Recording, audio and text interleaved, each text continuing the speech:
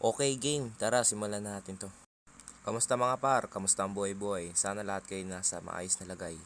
For today's video nga pala, isamahan nyo ako manood ng laro sa Jordan Dayo 23. Bago nga pala kami umalis ay biglang dumating ang hari ng Kingsville na si Bidot. Siyempre kasama namin yung manood. Siyempre before kami umalis, hindi mawawala ang mga nag-i-sponsor kay Tito Marcos. At ano pa bang next? Tayo ibabiyahe na. Ano? Tara, let's! Kanya-kanyang camera, kanya-kanyang tutok ng cellphone habang naghihintay sa traffic at mainit na panahon.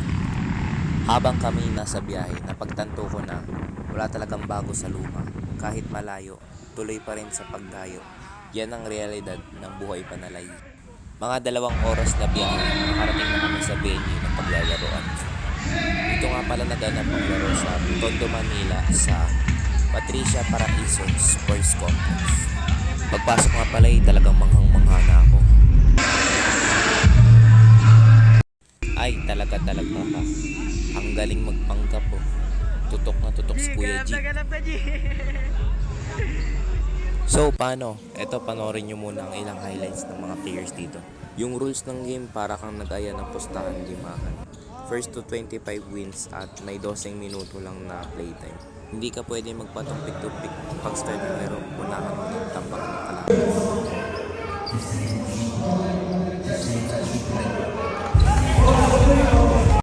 Grabe talaga si Jordan Manila. Hindi man lang ako in-inform na magpapaulan pala dito ng 3 at highlights. Sa pula sa asul, ikaw na bahala kung saan ka tataya. Iba rin talaga ang salpukan pag veterano ang mga naglalaban. Iba't iba man ang diskarte at pinagmulan. Sa iisang court pa rin magkakatagpuan. Balyahan, sakitan at pikunan. Ganyan talaga ang basketball, pero walang personalan. Habang nanonood nga kami ng game, bigla kami binigyan ng pagkain ni Tito Marbs. Saludo sa iyo, mahal kita Pilipinas. Salamat sa iyo, Tito Marbs. Ops, ads muna. I just wanna shout out Big Noise. Salamat po sa napagandang clothing na binigay niyo po sa akin. Follow niyo na rin ang Big Noise and mag-avail na kayo ng t-shirt nila.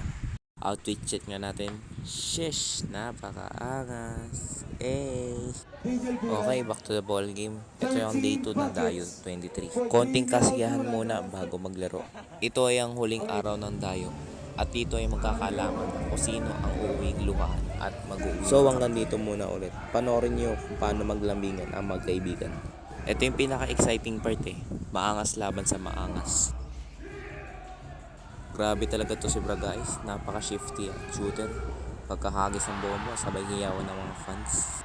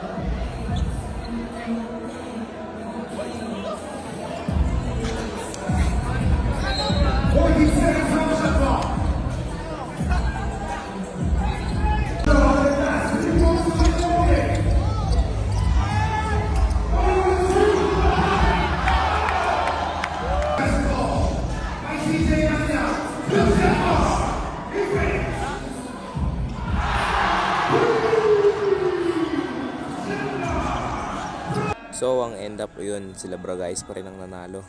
Onting usap sabay kamayan, then rekta na kami pauwi. So hanggang dito muna ang video na to. Maraming salamat sa panonood nyo.